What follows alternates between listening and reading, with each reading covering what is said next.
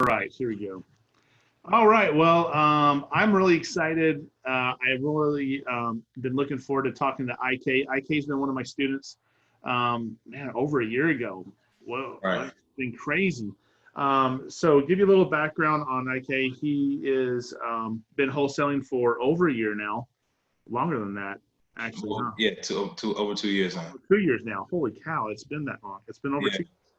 Oh wow, time flies. So over 2 years. Before that, you were playing some sports or something, right? a little bit. He is in the NFL. Yeah. So give us a little bit about your background. Tell us a little bit about you and how you get interested in wholesale real estate. Yeah. So originally from Austin, Texas. Went to school at Louisiana Tech, and then from Louisiana Tech, got drafted to the New York Jets in 2014. Played 3 years of NFL football. Suffered a knee injury my last year in Oakland, or sorry, in Buffalo, and had several knee surgeries. And then got signed with Oakland. Went over to Oakland.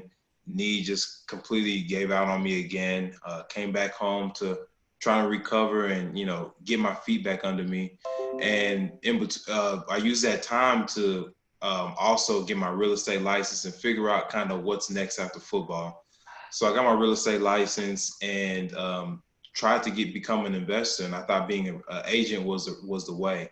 So God blessed me in a sense, and I was, I had my license held back for about 4 months, and then from there, that's when I kind of figured out what wholesaling was, because I couldn't do anything in the traditional world, and that's how I got into the industry. That's awesome. Yeah. So tell us a little bit. So a lot of people are going to be watching this are just getting started, or they just barely got started in wholesaling. Most haven't even got their first check yet. So tell us about what it was like to get your first check. What did you do? How did you get your first deal? Okay, so the way I got my first deal was from a bandit sign. Okay, Mhm. but in the process of getting my first deal, it took me about 4 months to get my first deal. It was a lot of education. Had to watch a lot of videos. I invested in myself quite a bit, You were and spending a lot of time on this. People think 4 months and it's just a little bit here and there, but you no, were I was in it. spending. Yeah, I was spending. I mean, I don't know. I didn't track it, but I would easily say 10 hours a day on this. I was literally 10 hours a day doing this. Bandit signs, cold calling, driving for dollars, studying. Studying was so big too, because I didn't even watch it. I didn't listen to any music. It was just nothing but podcasts. I would flip the Freedom Focus. podcast, exactly, learning, because I'm coming from football, and our language in the locker room is just, it's crazy what we talk about in the locker room. So it's way different from real estate. So I had to like really work on myself and reinvent myself. But yeah, I mean, hours and hours and hours a day into it. But you know what? You have one of the things I think that's really important that you have that is maybe it's a God given talent. I don't know. It's just your work ethic. You Yeah, have such a great work ethic. I mean, that's probably part of the reason why you even got in the NFL to begin with. But your memory, I mean, I don't know if you realize how well you retain things. You okay. retain things so well. I remember we'd have coaching calls and you would recall this, or you'd watch a webinar or something that Sean was talking about, and you're like, wow, you had that down verbatim. Like your memory is sharp. Right. It's dedication. You really have to dedicate it, and you have to literally, you know, what was his name? Bruce Lee had this saying, right? You have to empty the cup to be able to be filled back in, right? So every single mentor that I came across, or any person I knew was someone I was aspiring, trying to be as far as like in business, I would always let them pour into me, right? So anytime you or Sean said something, I really held onto those words. So, and Yeah. the I had to be dedication, careful what I said because you recall everything. I'm like, oh, I would. I would. But either way it went, I wholeheartedly believe, right, that everything works, right? I really do. It coming in football and coach, like whatever coach, I mean, we'll go through coaching changes, but I had to really believe what this coach was telling me and really buy into his program, buy into his philosophy. So even when I was working with you, I was like, you know what? I had a mentor before this, but you know what? I had to empty the cup and have to receive what Brandon is teaching me, because I believe, yeah, he's successful. He's in a position of success, and I have to let him pour into me. Well, I love, thank you so much, by the way, but tell us about that first deal, what it meant, that 4 months going into this, and tell us about, you got it from Bandit Signs. How much, do you Yeah, remember how much you made on it? 7,000. 7,000. It was just like your first kiss. You can remember Yeah, everything about yeah, it. yeah. You probably 7,000. remember the house and everything else. Yeah, yeah. It was, yeah, I won't forget 107 on Roscoe Lane, Bastrop, Texas. Yeah. You may So forget some of the other deals since then, but that I'm first one you telling you, remember. the first one you never forget. Yeah. So, so what it meant for me, it meant a lot. It really did. It meant a lot because the actual first check that I made, just not physically going out there and punishing somebody or hitting somebody. I made it with my mind, and I always had a limiting belief that, I was a stereotypical jock who all I'm good at is playing sports, and I wasn't really, good at anything else or smart enough to do anything else. So those are some of the limiting beliefs that I battled. And when I got that first check, it literally just crushed it, just killed it. And, being able to show, my wife the check, my mom, because they see me out here doing, crazy stuff, putting signs out, driving people's neighborhood, knocking on doors, just doing crazy stuff, right? So Yeah. being able to show it, it meant a lot. So fast forward us now. Tell me, one of the things I want to really point out is that it took you 4 months to get your first check, but you were not doing, you were in this, you were dedicated 10 hours a day to this. So there's some people that are going into it 4 or 5 months and they haven't got anything yet and they're just ready to quit. Yeah, I understand. I really do understand. But once you put yourself out there and you dedicate yourself, right, and you believe, I mean, there's one point in time you the reason why you're doing this is because you believe that this works, right? You just have to keep on going. Just have to keep on going. Every time you get knocked down, every time you hear some kind of rejection, just know you're closer to that yes, right? You're close. You're getting closer and closer. I was doing it so many hours a day. I was getting rejected quite a bit. I feel like my rejection was coming on a daily basis. So maybe it could have been 4 months, could have seemed shorter, but within those 4 months, it was a lot of rejection, a lot of. I'm smiling because I just remember some of our conversations. Right, right, I right. remember like Brandon, like everyone, I'm getting no's. Is this? I Yeah, remember I can hear the conversations and some of the doubt, but now certainty that it works. for sure, for You, sure. you you've had results and you've had great results. Right. Fast forward us now. What's going on? What are you doing to find deals now in your business? What is So, your your whole yeah, we're still the marketing direct to seller, still marketing direct to seller. Opening up as far as other people, right? Other wholesalers in the area. So just opening up to other wholesalers, having them send us their deals and looking at them and analyzing them and getting them sold that way too as well. So JVing. Yeah, that's a huge Right, one. I do a lot of JV deals, so that's right, great. right. Um, so whenever, tell us a time there you were doing stuff and it just didn't work. Yeah, How that do you, happens. Yeah, how do you that pick happens a lot. yourself up from that? Yeah, how do I pick myself up? Yeah. I don't know. I'm just wired that way. Yeah. I think I'm wired that way. Like, I'm relentless when it comes to that. When I draw a line in the sand and say this is what I'm gonna do, damn it, that's what I'm gonna do. Right, that's what I'm I gonna knew do. it. You might have to adjust here and there. You might have to make some adjustments, minor adjustments, but the goal is still the same, right? So, when something's not working, I don't know, Brandon. I just keep going. I just keep going. You know. There's something about that. There's no there's no replacement for that. Just putting in the work, putting forth the effort. Nothing. There's nothing. I I know Sean said something one time at a podcast, and I was like, man, it's so true. It's so true. He told us if you just never quit and you just continue to go, that the universe will literally just crack and bow down to you. If you just continue to go and go and go. true. And it's true. It's the same thing with when I was playing sports, right? Like my development in sports was really, really slow. You know what I mean? I didn't have a lot of scholarships coming out of high school. I only had one, and it was Mm-hmm. rare. I barely got that scholarship, right? And when I got to college, it was just slow development, right? But the work every single day that I put in I feel like it was just small. It was small deposits, and I wasn't giving up. So eventually it led to the point to where the universe cracked and I heard my name on draft day. So Wow. yeah, One of the things that I've realized, it's been fun coaching people, and it's been fun doing this last couple of years though. And I didn't know how much psychology was involved. I know tactics, and I know, yeah, how to write out contracts, and I know how I've talked to sellers and stuff.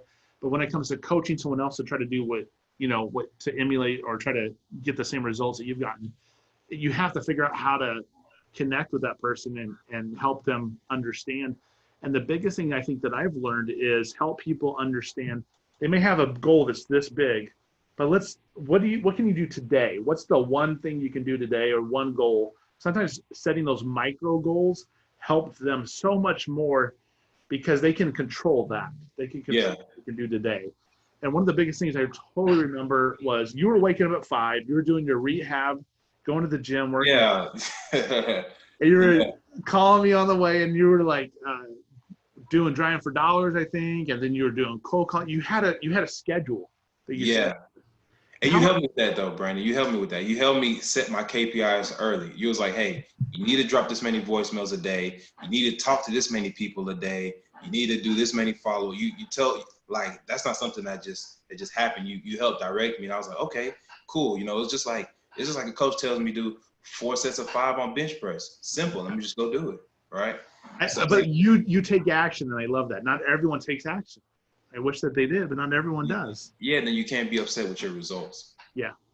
Can't be upset with your results. How important is that daily consistency to success? It's very important. It's very important. Honestly, if you're trying to, consistency is what's going to bring you the consistent deals as well. So, and also, especially as a beginner, if you're still learning, the consistency, talking to sales each and every single day is going to give you the consistency and practice. It's going to get you practice, live practice, right? To where you get you sharpening your skills, right?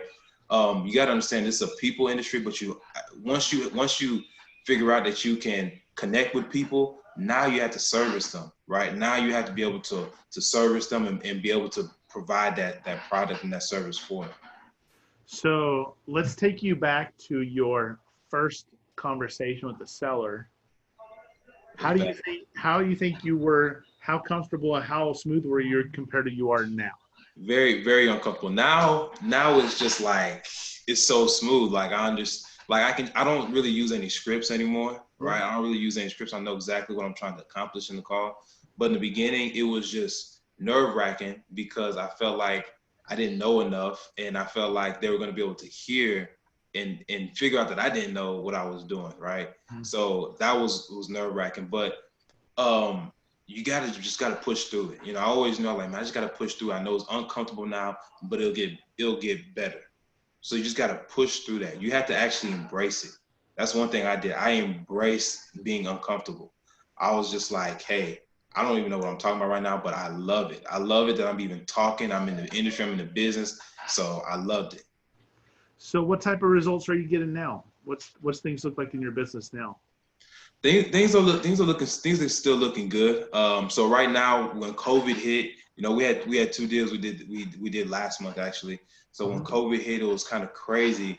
Everyone literally backed out the market at one time, like calling everybody, and everyone's like screeching halt or something. I was just like, holy hell! Like everyone is just like, hold on, we're not really doing much. So I actually made an adjustment, started networking with hedge funds. So I started reaching out to hedge funds, man, and started, selling my properties to hedge funds. But that's what we're doing. We're still rocking and rolling. Right now, I'm actually focused on raising private money. So the progression is, so I remember you was like, man, don't do any flips until you have X amount of funds in the bank or whatnot. But I just came across this great deal that I was just like, you know what? I could not pass it up. So started taking out flips and started doing flips and did well on them.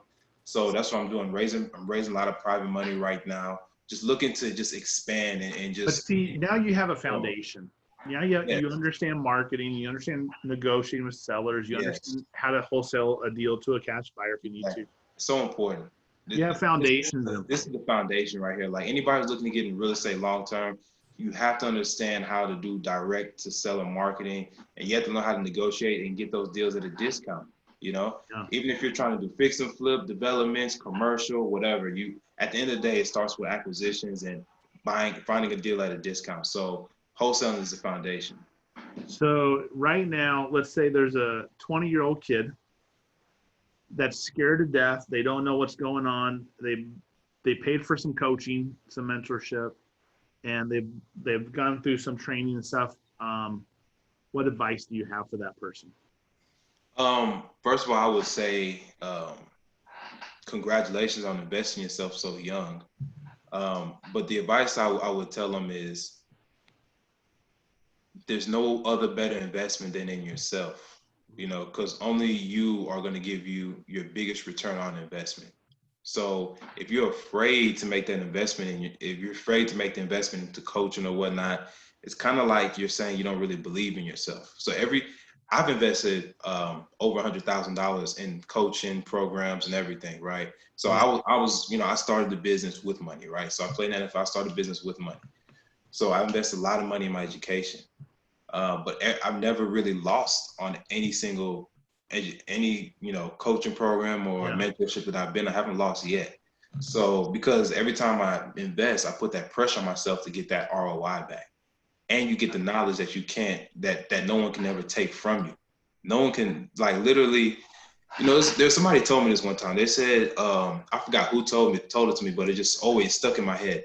They said if you take the top 1% of the 1%, if you take all the money away from them, all the rich people in the world, right, that money will eventually end up right back in the same individual's hands, right? Because they got the knowledge. that no one can ever take away from them. So when you invest in yourself, it's not just for, a month. This knowledge is going to stay with you. It's going to stay with you. No one can take this away from you. So I would say it's an investment. Well, it's money well spent. Love it. And what about what advice do you have about not giving up? Because I think that's something in our industry. I see a lot of people that will sign up for coaching. They will spend some money on some marketing, do a little couple $100 here and a couple $100 here, and talk to a few people, and it just didn't work for them.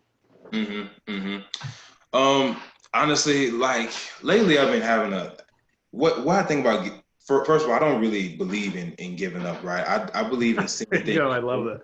I don't believe in giving up. Burn the boats. Yeah, I believe in seeing things through, right? Mm-hmm. Eventually, there comes a point in time, right, after you've put forth so much effort and time and things where you have to really kind of evaluate your situation and everything.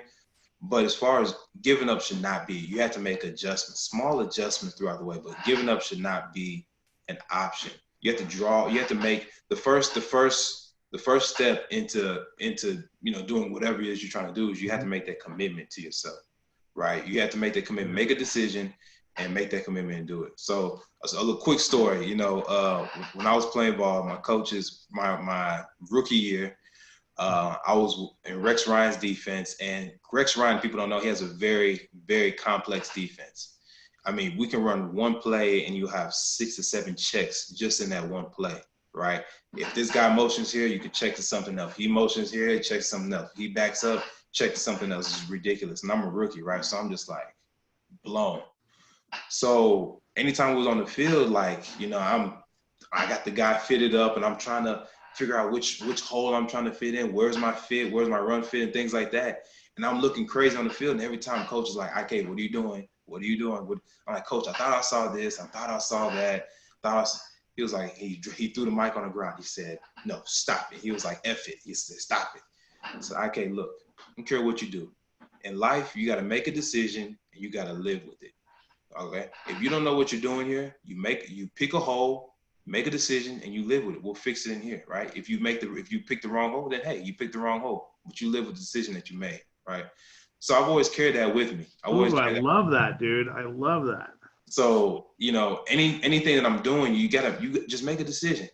Just like that. Make a decision that I'm going to commit to this, and you live with that decision. You see it through. Mm-hmm. That's how I go about it. That's spot on.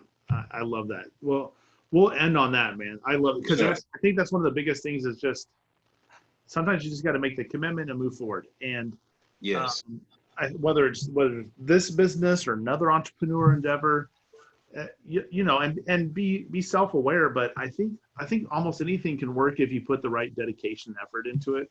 For sure. And we both know that because we've been in this business, that if you put the right effort and dedication and set your goals in this, you'll get results. For sure. You will. You will. Yeah. You will. And thanks so much for jumping on here. I really appreciate it. Not a problem. Not a problem. Thanks for having me. You bet. Thanks, IK. See ya. All right.